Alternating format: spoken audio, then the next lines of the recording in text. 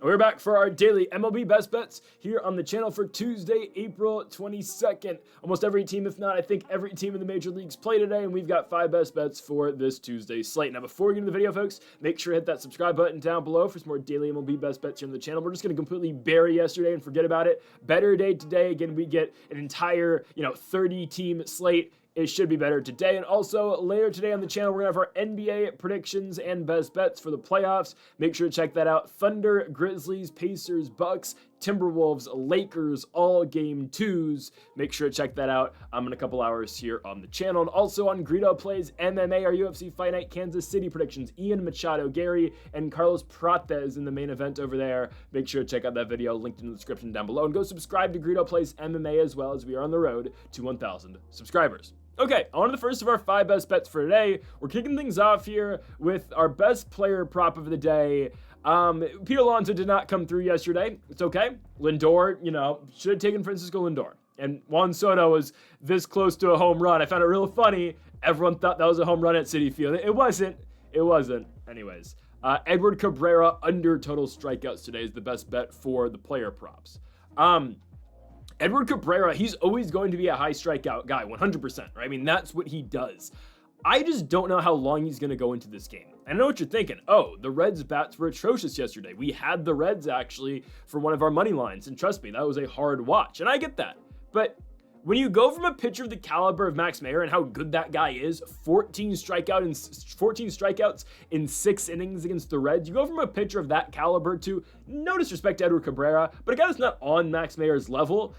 You give some confidence to the team you're playing against, and that's the Cincinnati Reds, a team that was shut out through, 7 innings yesterday in that game, right? Mayer goes 6, and they had 3 runs in the 8th inning off the backs of a Gavin Lux solo home run, 2-run home run. But really, I mean, the Reds were fighting for their lives yesterday in Miami. Of course, the day after they scored 24 runs at Camden Yards, and we'll get to the Baltimore Orioles, the team they scored 24 runs against in a few moments. However, I do think it's a perfect bounce back spot here for the Reds. Again, yes, 14 strikeouts against Max Meyer. I think they're going to chase Cabrera out this baseball game. I just think again, Mayer is so much better than Cabrera is. That splitter is just straight nasty. The movement that Mayer's got in his pitches. I mean, again, there was a point, I believe it was the 5th inning, I think, top 5. The Reds are down 2 runs. They got runners on 2nd and 3rd with 1 out. Mayer gets a huge strikeout, I think it was of Trevino, and then Friedel comes up, rollover, ground out to second base. And I know it was only the 5th inning when it happened, and obviously the Marlins ended up scoring in the bottom half of the inning. But when that happened, I was like, all right, game's probably over here. And again, that just speaks to how good Mayer can be and really is. Nothing against Edward Cabrera. I just don't think he's near that level. And again, you give confidence to your opposing team the day after they get shut out or at least shut down like that. The ball's going to look like a watermelon compared to what it did yesterday, especially, again, just because of how good Mayer is. I'm not saying this to crap on Cabrera at all. This is a guy who's had high strikeout numbers. He came off of the, I believe it was just the IL list or the rehab list to pitch his first game of the year 11 days ago against the Washington Nationals. It was a game that he gave up 2 runs in 5 2/3 innings. The Nationals ended up winning that game in Miami, the only one they did in that 3-game set against the Marlins. After that, Cabrera gets a start against the Arizona Diamondbacks, goes 4 innings, 4 hits, 5 runs, actually gave up or had more strikeouts in that game than he did in the Washington one in 4 innings. Edward Cabrera had 6 Ks against the D-backs in that Nat start, 5 2/3 with 5 strikeouts. I don't really think he goes that deep into this game. And yeah, the Reds bats can put up nights like they did yesterday and completely be underwhelming, right? I mean, they had a bunch of strikeouts yesterday. I'm not going to deny that. I mean, there's multiple guys with multiple strikeouts. Matt McClain, 2 Ks. Ellie De La Cruz struck out 3 times. Austin Hayes struck out twice. Gavin Lux did go yard, but struck out 3 times. Jose Trevino had that huge strikeout in the 5th inning, and he also struck out again later in that game. So I understand, right? I think this has to be a bounce back spot. Edward Cabrera has decent movement on his stuff, 100%. It's just not as much in the dip on his, on his pitches, on his breaking stuff like Mayer does. Cabrera throws hard, but I think that's stuff, again, that the Reds should be able to make contact off of. And they're a team that does try to swing pretty early in counts. Now, they're not always, successful in doing that like yesterday. But if they can get on time early against Cabrera, I think they're going to rough him up, and I think they're going to chase Cabrera out this baseball game. So that's why I think the Reds can, get us this line. It's 5.5 for Cabrera. He's 1-1 on this line this year, and obviously, again, 6 strikeouts in the second start, 5 in the first start. I think the Reds get him out of here. I don't think he goes more than 5 innings.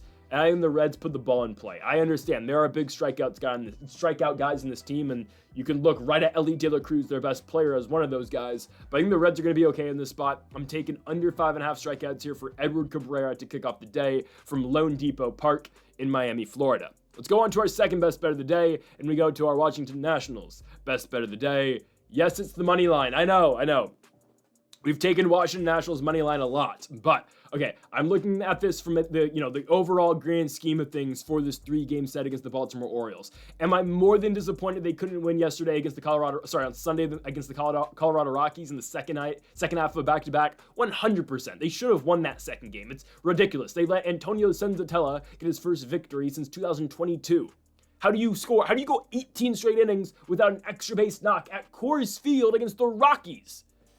Fire Darnell Coles. I don't know what needs to be said or done. That guy needs to be fired. Okay, but looking at this series against the Baltimore Orioles just look at the 3-game set. The 2 games the Nationals, and this should be the goal for the Nats, win 2 of 3 in this series. The 2 games that they have the best chance of winning are today, and Thursday. Tomorrow, Trevor Williams on the mound, versus Tomoyuki Sugano. Don't love that. I'm just going to be honest. But this game, though, I think it's a really good matchup. Guys, Mitchell Parker, Mackenzie Gore, and honestly, Jake Irvin, too, have all been really good this season, right? It's just the other, it's Trevor Williams, then it's Brad Lord / Mike Soroka. Those spots in the rotation have been brutal. I'm not going to lie to you. But with Parker, Gore, and Irvin, again, especially the 2 lefties, and Irvin's really come on as of late, these guys have been shut down this year. Mitchell Parker this year, 1.85 ERA. That Pirates start goes 6 innings, gives up 1 run. I mean, we'll take that, right? And hell, even Trevor Williams had a really good last start. He gave up 1 run with the second pitch he threw, and he still got the loss in that game because the Nats are incompetent at the plate sometimes. Anyways, I like this, guys. Dean Creamer, this guy's got a 6.41 ERA. He's been roughed up in every single start he's had. His best start was his last start at home against the Guardians, where he goes 5 1/3, 4 hits, 1 run. But prior to that, man, this guy's been getting roughed up. The Blue Jays start in Toronto, 5 1/3 innings, 5 hits, 5 runs. KC start over at Kauffman Field, 4 1/3, 8 hits, 3 runs. Diamondback start, 4 2/3, 8 hits, 6 runs, 3 home runs. Yeah, if the Nats aren't able to, get their first extra base knock in 18 innings in this game, I don't know what to say.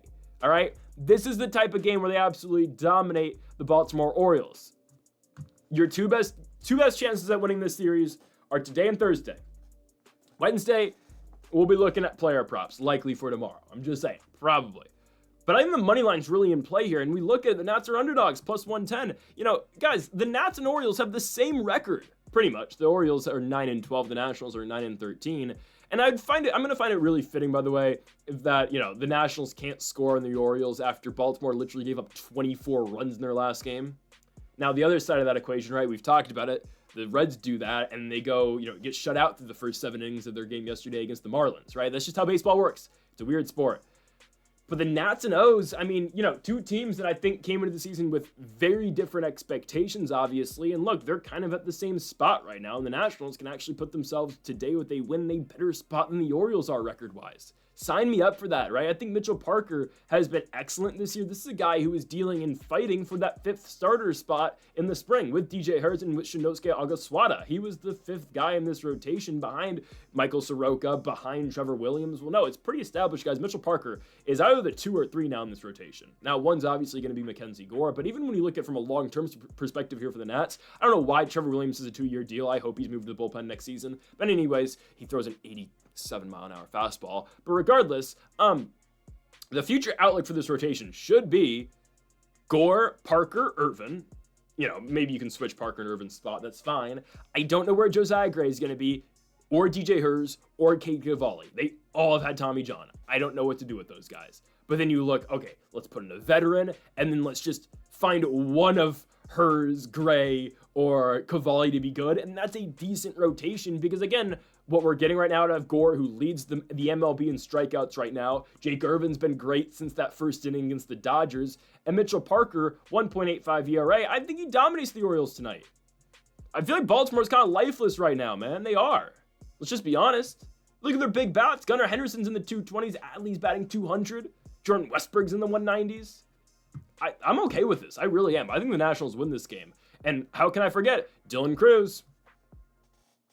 I guess we overreacted. I guess everyone overreacted.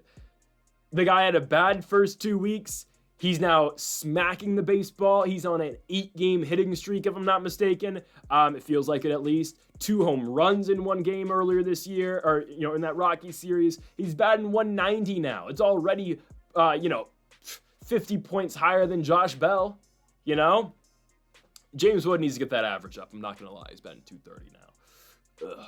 But I think we're okay here. Dean Creamer has literally shown me nothing this year. The righty from the 209 in Stockton, California, has not had a good start to the year. I'm sad we're not going to see Charlie Morton in this series. But guys, Nationals-Orioles is the highest ERA series in all of baseball right now. These two pitching staffs have given up the most runs in the major leagues this year. So expect for some chaos. But I think the Nats will be able to score more on Creamer tonight than the O's will against Parker. And I look at this again. Look at the 3 matchups in the series.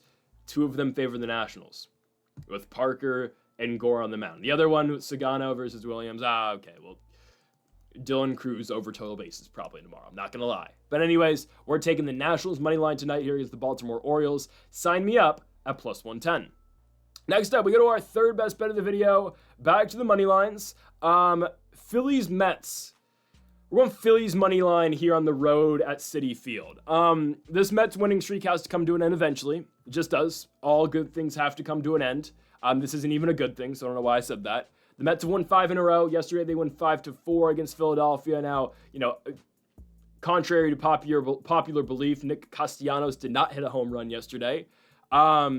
The Phillies almost got back into that game right with the Bryson Stott 3-run home run in the 9th, but Trey Turner nor Bryce Harper could get anything going against Edwin Diaz late in the inning, so it is what it is. The Mets win the baseball game. I'm still not impressed with the New York Mets. I'm not. Lindor and Alonso are great. They are. Jesse Winker goes yard in that game in the 2nd inning. Juan Soto is still kind of incapable of showing up in big moments for this team. Almost had his, signature moment so far as a New York Met. Ball's just barely foul, but it is what it is. Tough luck, pal. You're batting 240 now. Watch out. Dylan Cruz is better than you. Lindor goes yard twice. Guy's great, right? I mean, Lindor and Pete Alonso is batting 340. Those guys are smacking the baseball. But I think the biggest tell to this game tonight isn't the bats. It's not Alonso. It's not Lindor. It's not Harper. It's not Schwarber. It's not Turner. I expect if we're picking the Phillies, I do expect Bryce Harper to show up. Elite player in the sport, top 5 player in the sport. But what we're looking at today with this game is the pitching matchup, right? Christopher Sanchez versus Griffin Canning. I think people forget how good Christopher Sanchez can be. I think he gets overlooked a lot in this rotation because, Zach Wheeler, they get Jesus Luzardo, and then, historically, Aaron Nola has been really good. This year, I don't know, time to put the fries in the bag, I don't know. Christopher Sanchez is establishing himself, though, as part of the top 3 in this Phillies rotation. And he's always kind of been there, obviously. Over the last couple of years.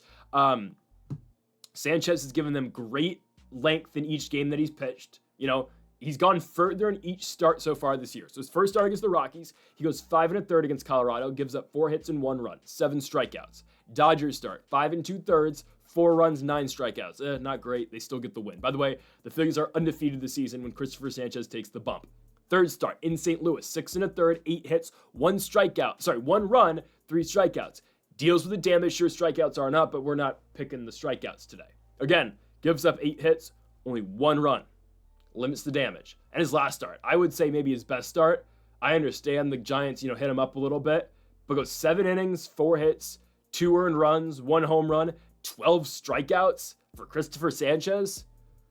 Against that Giants team, San Francisco's been great this year. I know, again, they just beat the Brewers yesterday. They did lose that series to the Angels, oddly enough. San Francisco is playing really great this year, and those 4 teams in the NL West, not named the Colorado Rockies, are all playing really well. But I expect Christopher Sanchez to have a big night tonight for the Phillies. On the flip side, Griffin Canning, he's been serviceable. Hasn't been great, but he's been serviceable. He's going to, again, fill up the strike zone. He's going to do his thing. I just like I like Christopher Sanchez a lot better, obviously, and that shouldn't come to the surprise of anybody.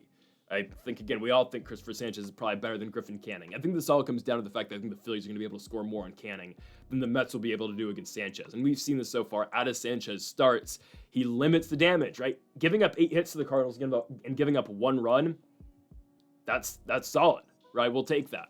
So yeah, we're going to take the Phillies in this spot here.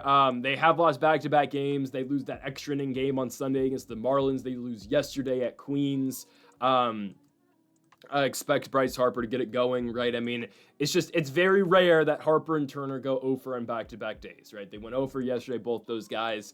Expect them to turn it around. Again, Castellanos doesn't hit his home run. Unfortunately, it is what it is. I think that was the most bet player prop of the year. I did not bet it personally, but regardless, I think Turner and Harper get it going tonight. And again, I think these guys in this Phillies lineup are going to have a lot more success against Griffin Canning than the Mets will against Christopher Sanchez. So give me Phillies money line here in Queens at Citi Field. We like Philadelphia in this spot, -135. Moving on to our 4th best bet of the day, we go to our NRFI pick of the day, and we're going to the Bay Area. The San Francisco Giants versus the Milwaukee Brewers. We're taking the NRFI here. Jose Quintana versus Jordan Hicks.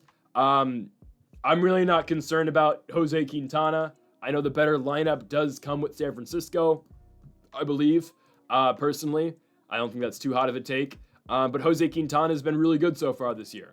2 starts, .71 ERA. The Brewers have won both the games he started so far this year, right? First start against Arizona on the road. That's a very good hitting lineup. 7 innings, 4 hits, no runs. Tigers start. That team's scrappy. 5 2/3 against the Tigers. 4 hits, 1 run. Quintana, we only need 3 outs out of you tonight, pal, against the Giants, who I understand can rip the baseball. This team's very talented. But hey, the NRFI hit yesterday, and if we can just get past Jung-Hoo Lee, I think we're all right. I think we are.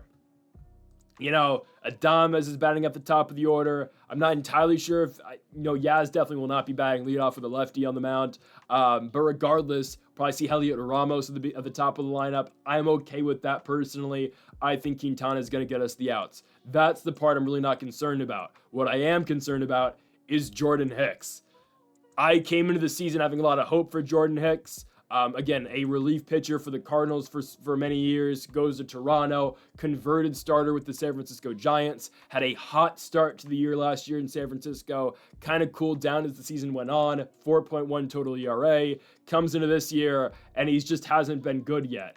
Guy throws hard, he's struggling to find the strike zone. It is what it is. Now, I will say, Hicks has dealt with some really tough lineups. With the exception of the Mariners, he's had to face Houston, who can be difficult, but he did really well against Houston, don't get me wrong. Goes 6 innings, 0 runs. But the two we're looking at are New York and Philadelphia, right? He gets banged up against both the Phillies and the Yankees. New York, he goes 4 innings, 8 hits, 7 runs. Phillies, he goes 7 innings, 6 hits, 5 runs. And the walks are tough in both those games, right? 4 walks in the Phillies game, 3 walks in the Yankees game.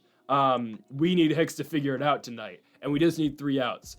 Again, also, you got to think about it when you're taking a NRFI, the ballpark, Oracle Park, San Francisco, California. It is hard to hit things out there. Yeah, triples alley is a thing, but if we're really just looking at the long ball, it's tough to hit home runs here. It just is. And we look at the matchups for Jordan Hicks. Likely Bryce Turang, Jackson Chourio, Christian Yelich, Wilson Contreras. Okay.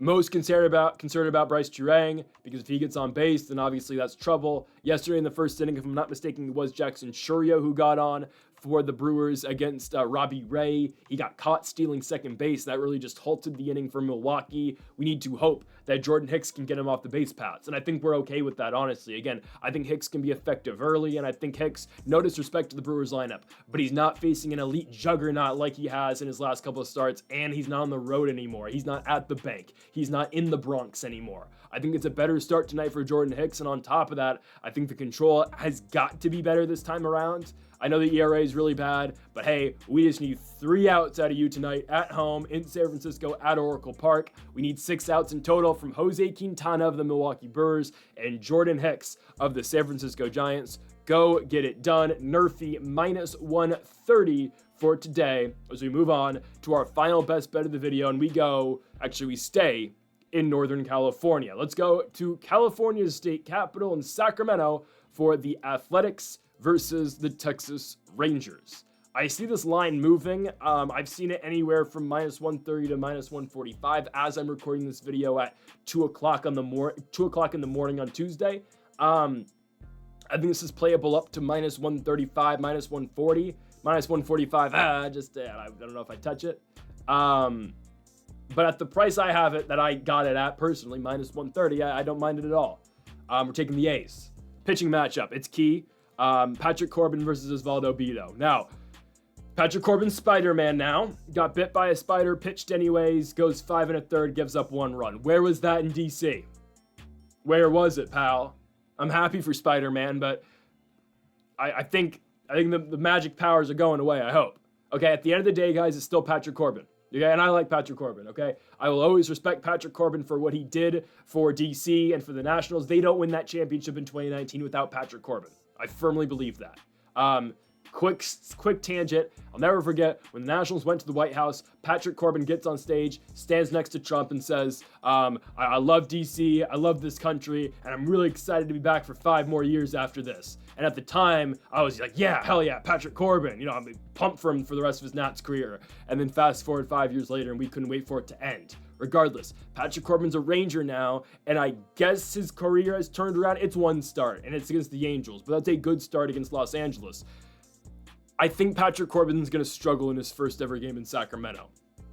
Balls fly here, and this A's lineup, they're attacking counts early, and they're swinging the bat well. On top of that, Nick Kurtz makes his MLB debut tonight. Big time. Kurtz is a lefty, so I guess he's going to go lefty-lefty his first start. I guess. Who cares? This A's team's fun, man. They are. I don't know if they're going to reach the heights I thought they were going to reach at the beginning of the season. AL West Championship. I don't know about that. This is a fun baseball team, man. They are. They do play worse in Sacramento than they do on the road, but I think that's got to turn around eventually. Talk about the young core. Lawrence Butler.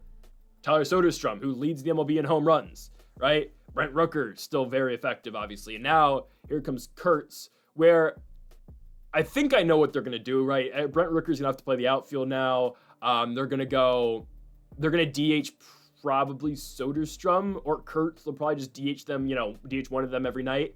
And then Rooker's just going to have to play left field. And that means Seth Brown gets squeezed out, or Max Schumann, whoever's playing that day. Who cares? That's the move they got to make. And honestly, guys, the A's keep on looking better and better, right? You look at their rookie and Jacob Wilson, who's batting .350 on the season. Lawrence Butler's still tearing up the baseball. Brent Rooker hasn't even gotten going yet. And Tyler Soderstrom, again, is better than we ever thought he was going to be. I mean, I remember when Tyler Soderstrom got called up in the summer of 23. I saw his debut with him and Zach Geloff, who's still hurt, by the way, Geloff. But the main thing we got out of that debut and eventually that entire season was, okay, they found something in Geloff, and Soderstrom, I guess he's not going to pan out. Look at him now, though, right? And again, Geloff, who knows we're going to get this year out of him. He's still injured. But right, Geloff batted .208 last year, and Soderstrom, struggled to reach the 200s. What a difference an offseason makes, right? Soderstrom's elite. He's good. And I think these guys see a lot of success off of Patrick Corbin tonight. I think the small ballpark's not going to help Corbin at all. I know the Rangers are coming off a 1-2 series loss to the Los Angeles Dodgers. Played 3 competitive games. The first game 3-0, but regardless, the second 2 games is very competitive for Texas. Struggle to score a lot. They're going to get Osvaldo Bido tonight, who is only going to go 6 innings max, but he'll limit the damage. He'll give up hits, but he will contain as many runs as possible. He's faced some decent teams and some decent environments, and he's done a good job this year, I'll say, for Bido. And I think, again, Mason Miller is probably the best closer in baseball right now. The way that we're looking at, Elias Diaz struggle over the last couple of years, obviously. Clase is really struggling this year. I want to give a shout out to my guy, Kyle Finnegan. I know his whip's like 1.4, but hey, he's perfect on save attempts this year, 8 for 8. That's all I'm saying. Regardless, Mason Miller is probably the best closer in all of baseball, right? He just is. So I like this A's bullpen, and I don't think the small ballpark helps Patrick Corbin at all. And the Rangers are coming off a game where they got shut out. Marcus Semion's still struggling at the plate. Corey Seager's all right. Adolis has been struggling. There's been guys in this lineup who just haven't figured it out yet. They're still batting Semien first. He's playing his former team tonight, but Marcus Semien bats 141. So I'm okay with the spot here for the Athletics. I know they're coming off a 14-1 loss against Milwaukee. It is what it is. Just one of those games. I think this team should be pumped up tonight. They call up their number 1 overall prospect in Nick Kurtz. And the A's youth movement keeps on going, man. This team, eventually, if they ever go to Vegas, which it seems like they're going to, they're going to have one hell of a core, man. They are. Butler, Soderstrom, Rooker, Kurtz, Langoliers, Wilson. We'll see if Geloff turns around. You know, they got a guy in AA who actually I played against in high school, Henry Bolte. So we'll see. You know, this is a fun young core for the Athletics, and I think they beat the Rangers tonight. I like Patrick Corbin, but we're fading Patrick Corbin. Okay, that'll do it, folks, for our MLB Best Bets here on April 22nd. If you have not yet, though, make sure to hit that subscribe button down below for more. Make sure to leave a like if you did enjoy the video, and make sure to comment if you do disagree with any of the picks. We'll be back tomorrow for more daily MLB Best Bets, and later today for our NBA Best Bets and predictions as well. Folks, thank you for watching, and Mamba forever.